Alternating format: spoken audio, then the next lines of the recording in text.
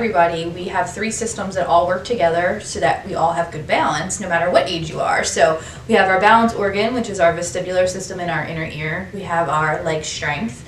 And then we also have our visual component, which we rely heavily on when something else is not working properly. So when we talk about balance, when it comes to the older population, we're talking like about 55 and older, things are a little bit more complicated because there's a lot of issues that can arise that can affect your balance. So the first thing I would have to say of common issues with balance is number 1, medication use. So if you're on multiple medications for any kind of heart problem, the biggest side effect is orthostatic hypotension, which is making someone lightheaded because we're trying to decrease your blood pressure, but when you move quickly or change position quickly enough, your blood pressure then decreases faster, you become lightheaded, and then you get up from bed in the morning and then you would have a fall.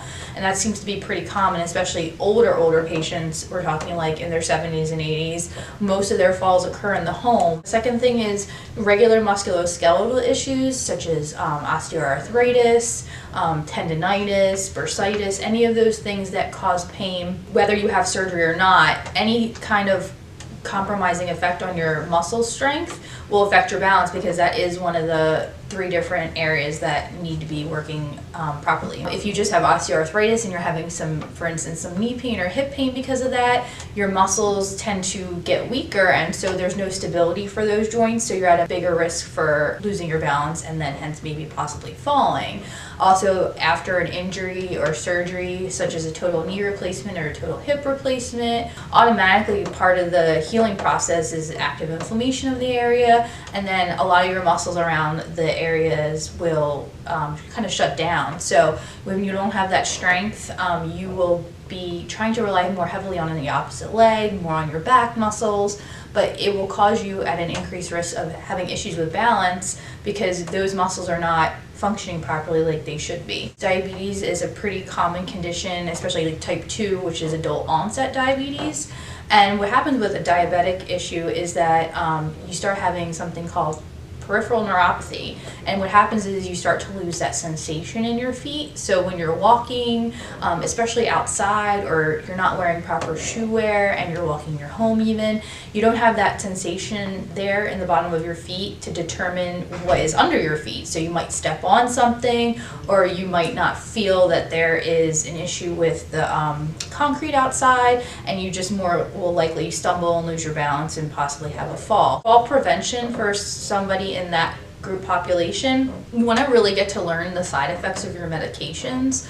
Anything that has a side effect of orthostatic hypotension, or if it says may make you dizziness, the more of those medications that you're on, the increased risk you have for having balance issues. So try to be on top of it, and one of the biggest things is when you wake up in the morning or if you're getting out of a chair, you just kind of want to take your time a little bit more. Loss of strength, like I said, leads to issues with balance, so you want to make sure that you're properly getting exercises that pertain to your injury and that you're strengthening the right things. Once the muscles are strong enough, your balance will then start to come back.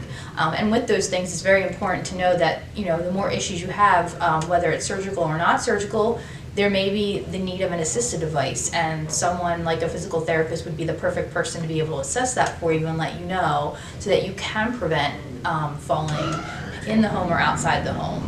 The other thing is with vision. As we age, a lot of people have visual difficulties, whether it's cataracts, glaucoma, and even macular degeneration. So because your eyes are a huge part of the balance system, when there's issues with the vision, you're going to rely more on your strength and more on your inner ear organ to compensate for balance. So if you're not taking care of your vision, then you're definitely going to have more issues, and that would probably come up more in the dark. So when you're at home and you have to go to the bathroom in the middle of the night and you have visual issues, it's really important that you have night lights in the home that kind of guide you to where the bathroom is or where the stairs are. So with physical therapy is a great option for patients that have issues with musculoskeletal injuries. Like I said, whether it's non-surgical or surgical, we're there to increase the strength in your legs, which then increases balance, but we also give balance exercises, which kind of challenges all the systems of your balance system and allows everything to kind of work